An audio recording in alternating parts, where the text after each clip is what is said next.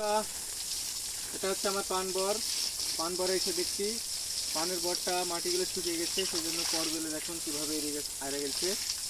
ওই জন্য পানের পরে পানি সেচছি, আর কীভাবে পানি সেচতে হয় সেটা আপনাদেরকে দেখাচ্ছি। এইভাবে ভাই খালি গবে পানি দেবেন। এখন এটার নাম আমরা যদি গব বলে, কারণ এখন বরে বেশি পানি দেওয়া যাবে না, বর্ষাকাল।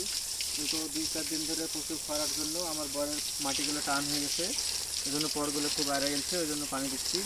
আর যাদের পান বর আছে তারা অবশ্যই এই পরামর্শটা নিয়ে কাজ করবেন, কারণ এখন বর্ষার সময় হালকা পানি দেওয়া লাগবে গবে, শুধু গবে পানি দেবেন হালকা করে, তাহলে হবে। দিয়ে পরটা বাঁচিয়ে রাখুন, আবার কয়েকদিন পর পানি হবে ইনশাল্লাহ। তাই জন্য আমি আমার বরে হালকা করে পানি দিচ্ছি। এভাবে আপনারা পরিচর্যা করবেন, দেখবেন একদম সফলতা ঠিকই পাবেন। দেখুন আমার পান বরগুলো কী সুন্দর হয়েছে, অনেক বড় বড় পান কেটেছে আমার পান বরে। আর নিয়মিত পরিচর্যা করবেন এবং শক্তি দেবেন, দেখবেন একদিন আপনি সফলতা অর্জন করতে পারবেন পান বর থেকে। এবছর পানের দাম কম হয়েছে, ঠিক আছে, আবার পানের দাম বাড়বে। এই যে এখন থেকে একটু করে পানের বাজার চলে গেছে। আজকে পানের বাজারটা অনেক বেশি ছিল, প্রতি কুয়াতে 500-700 টাকা বেশি।